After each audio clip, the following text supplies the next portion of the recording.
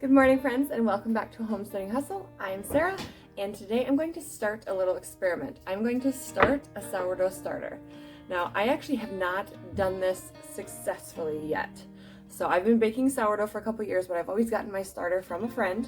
And just recently, we finished up with the Feast of Unleavened Bread that is laid out in Scripture, which says to throw away or discard the leaven in your home and within your gates. So we used up all of our sourdough starter and we're going to start fresh. And I've only tried this actually once before, but that was kind of at the beginning of my sourdough journey, and so I didn't quite know what I was looking for, and I gave up on it way too soon. So I am excited to just kind of experiment with this a little bit, and I'm going to do a free measure while I do this. So if you've seen my other sourdough feeding video, I don't like tedious tasks. So if it's something tedious that I'm going to have to take a lot of time with every day, I'm probably not going to spend a lot of time doing it. So to be completely honest, that's just the way I roll. So here I am hitting you with spatulas. So I'm going to free measure. So what that means basically is I'm going to take my jar, I'm just going to put a little bit of flour and a little bit of water in for the first day here. Now, sourdough starting, if you're watching this, you're probably familiar with the process. To get activation and to gather wild yeast from the air, you need to allow your water and your flour to gather that wild yeast. And so you have to allow air into your container that you have it in. And it's anywhere from a 5 to a 10-day process typically. Depends on a lot of factors in your home. So our home is a little on the chilly side, so it might take a little bit longer for mine to get going. I am going to use, you see our dogs wrestling back there. I'm going to use a combination of bread flour and rye flour. So today, just for this first little bit, I'm just going to use bread flour. And again, I'm just going to free measure it into this little reservoir here. And then I'm going to update you in live time. Well, almost live time. I mean, I'll film it and then I'll post it each day that I feed it.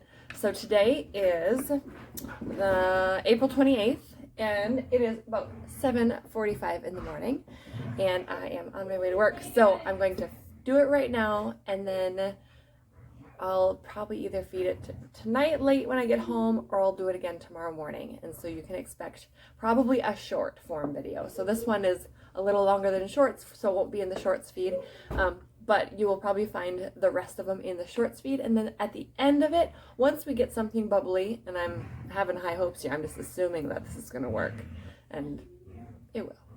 But I will put them all in a compilation, and then I will have it so that you can watch it all together if you miss the shorts throughout the week. I just thought it might be kind of a fun experiment for you to watch along if this is something that you've wanted to do.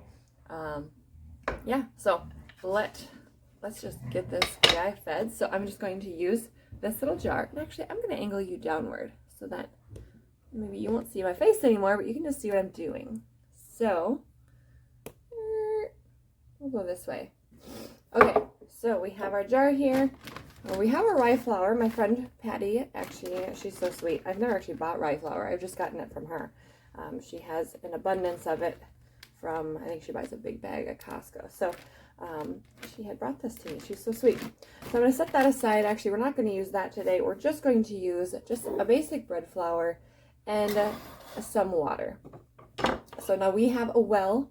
I know water can play a big role in your results. And so I'm just going to use our well water.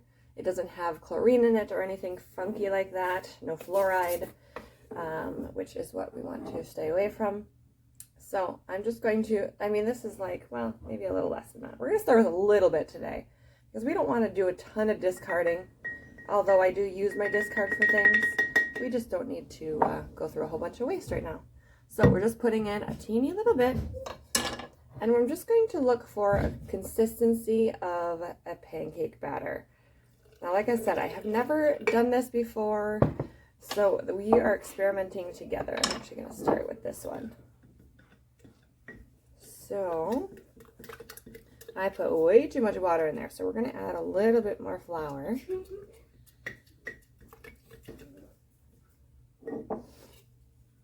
And this is what happens when I'm trying to do this before work. So this is why I can't measure it, because I just really don't have a ton of time. So Ooh, this looks good. This looks good. Okay, so we're just going to give this a nice stir. All right. And then I'll show you the consistency. And then we'll give it a loose cover. And we'll just let it sit all day. All right. So, let's see if I can get some out for you. So it's a little thicker, but we're just going to roll with it. So, there it is for the first day. I will see you.